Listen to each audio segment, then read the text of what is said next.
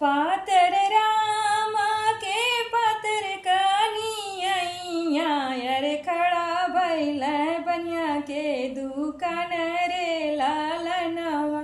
अरे ठाड़ा भइल बनिया के दुकान रे लालनवा।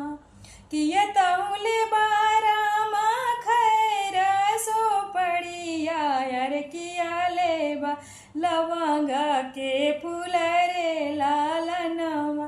अरे किया लेबा लवंगा के फूल रे लालनवा। नहीं अमल बनिया खैर सो पड़िया यारे नहीं लेबा लवंगा के फूल रे लालनवा। अरे नहीं लेबा लवंगा के फूल रे लालनवा।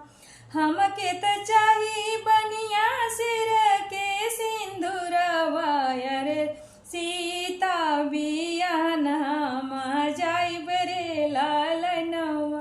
अरे सीता बियान हम जाइब रे लालनवा। पातर राम के पतर कारिया यार खड़ा भइल सोनरा के दुकान रे लालनवा। अरे ठाड़ा भइल सोनरा के दुकान रे लालनवा।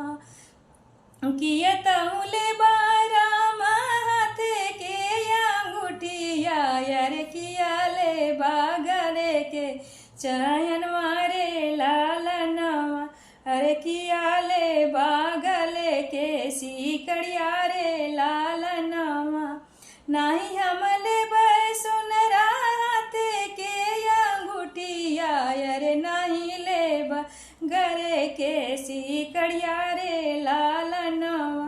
अरे नहीं लेबा गरे के सीकड़िया रे लालनवा। हमके त चाही सोनरा मांगे के मंटिकवा अरे सीता बियान हम जाइब रे लालनवा। अरे सीता बियान हम जाइब रे लालनवा। पातर राम के पतर कानिया अरे ठाड़ा भइल बाजवा के दुकान रे लालनवा। अरे खड़ा भइल बाजवा के दुकान